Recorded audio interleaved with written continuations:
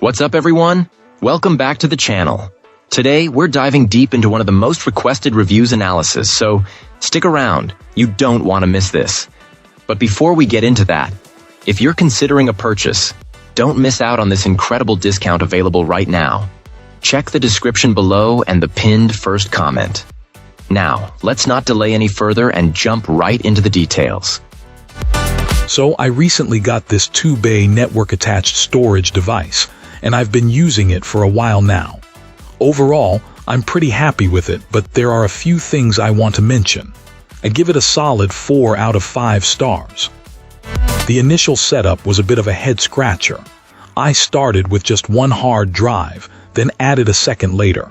That's where things got a little tricky. Figuring out the right way to format the drives, whether to treat them as individual drives or as a single, larger one, was confusing.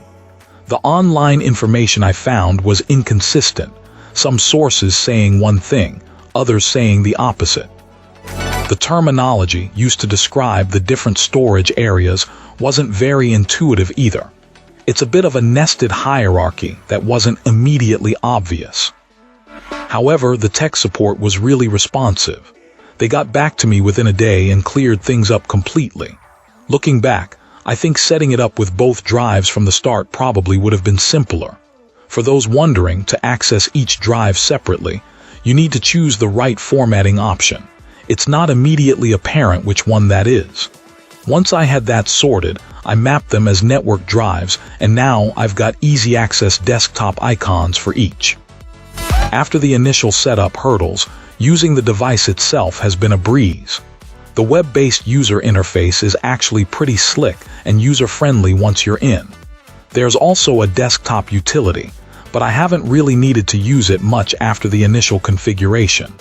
It comes with a bunch of pre-installed apps, which are potentially useful, but the documentation could be a lot better. I found myself Googling the purpose of many of them, and honestly, most of them weren't relevant to my needs. However, I can imagine they'd be helpful in a business environment. The whole experience highlighted a definite learning curve involved in setting up a NAS for the first time. While the documentation could use some improvement, both for the initial setup and for explaining the various apps, the tech support made all the difference. The device itself works well with my hard drives, and the quality is good for the price. If the documentation were clearer, it would be a 5-star product for me. But even as it stands, it's a strong contender and provides a good value for money. That's a wrap. If you enjoyed this, drop a like and subscribe for more. Got thoughts?